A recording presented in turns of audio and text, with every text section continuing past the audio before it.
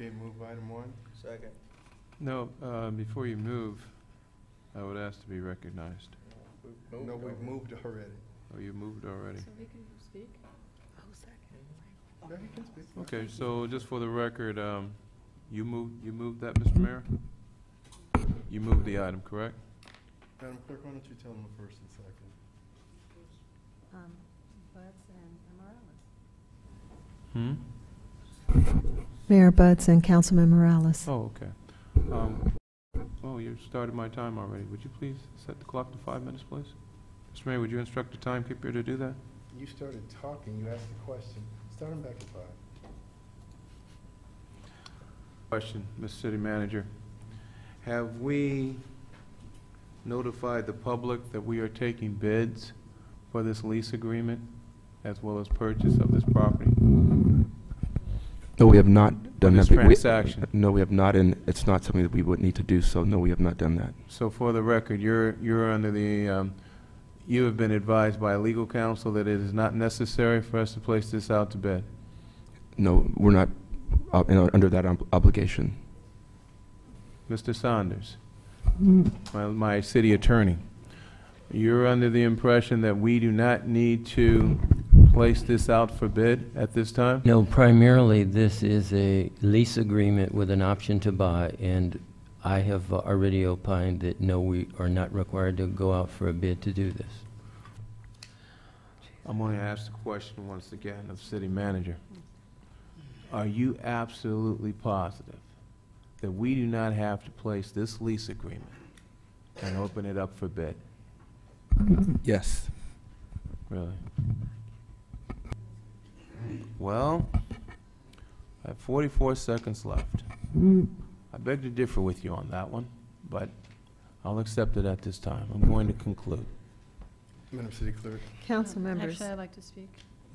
Like I said, I'm really concerned that this meeting is not being televised because it's very, very important. Is the best use of these parcels a parking lot? I doubt it. Is MSG getting a good deal? Actually, they're getting a phenomenally good deal. So I'm going to hold two people responsible for that, not the corporate interests, because you're in business and this is what you do. You're representing your interests. I'm going to hold the two people responsible, our mayor, most specifically, and our city manager, but more so the mayor. So when people talk about this out in the community, I want them to hold you, Mayor, responsible for the deal points that the public does not believe is in their best interests. You, most specifically. How interested are we as a community to have this revitalized entertainment venue called the Forum, purchased by Madison Square Garden? How interested are we in a community, as a community, for that?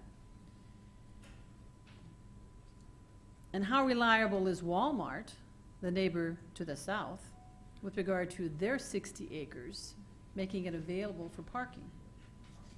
Remember, that acreage to the south is historically been used for overflow parking for the Forum.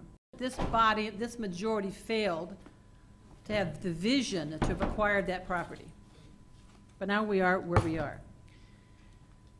You cannot rely upon Walmart to be a good neighbor. That's a given. So then what? If they don't have parking, what? We say, all right, well, we don't want the $50 million in renovation. We in this city don't need this wonderful entertainment venue that's putting us back on the map. The enthusiasm in our community over Madison Square Garden coming here has been phenomenal. It's been phenomenal. Ever since they first came to us with the interest of purchasing the Forum. People are excited again about the future of this city. When the Prince concerts were held, it reminded people of what we once had, bringing thousands of people into the city of Inglewood for entertainment, quality entertainment.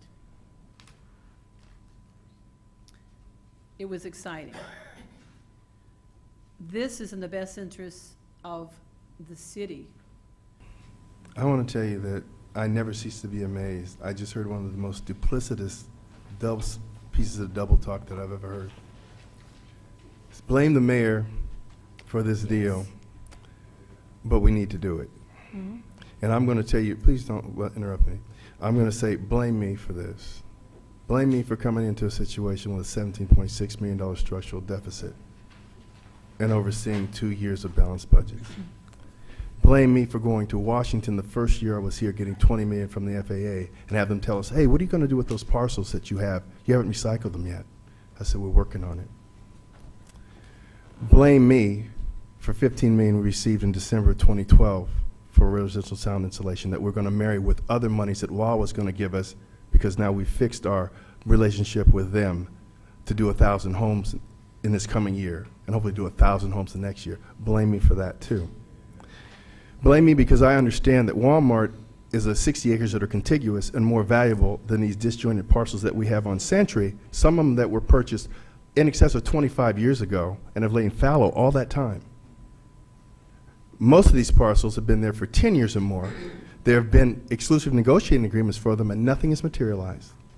It's like having a car that you really like. It's this old beat-up Ford, but you say it's a classic. And funny, nobody wants to pay your price for it. So it sits there in your garage. Blame me if I have sense enough to understand that Walmart is not going to give a long-term parking solution to MSG, and I understand the business model that says that you really can't invest 50 to 75 million in something that you don't know you'll be able to operate to capacity. And blame me for believing that there'll be some other solution that manifests itself in the next 7 years so that we'll have our cake and eat it too. That we won't end up selling the parcels, that they'll have their parking, we'll have received revenue for fallow land all this time, someone will at least have made it clean and decent. Blame me for understanding that most of those parcels don't front Century, they front 102. Blame me for carving out the 238,000 square feet of property that actually front Century and that will give us development opportunities. Blame me for that too. And blame me for having the guts and the sense to take all the abuse that I do and work as long as I do to move this city forward. And I have no regrets for that. And I will take it. And you can blame these two guys too, because it doesn't happen without them. And I'll bet you there's 4 votes here today. I'll bet you. So, That's right. so what I'm saying is, no, first of all, we are on television. And no, we didn't need to talk for about an hour for this, because it comes down to this. Businesses locate in cities based upon their business model and the opportunities that will exist.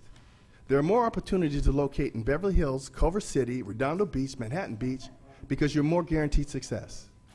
And so for a $1 billion company to make their only West Coast operation here in the city of Inglewood, there's going to be some give and take. Common sense will tell you that. I would love to get what everybody believes that land is worth, but I'll tell you, Cushman & Wakefield did an appraisal. That's where the number came from. We had that appraisal reviewed. So this is in the best interest of the city. This is that car that's sitting in the garage that we think is worth so much. It's worth what it's worth. And the proof's in the pudding. The free market will take care of snapping up land. And that land has laid there, some parcels 25, I think as many as 30 years. So those are my comments. Councilmember Stevens. No. Councilwoman Judy Dunlap. Aye. Councilman Morales. Aye. Councilman Franklin. Aye. Mayor Buds. Aye. Adjourn.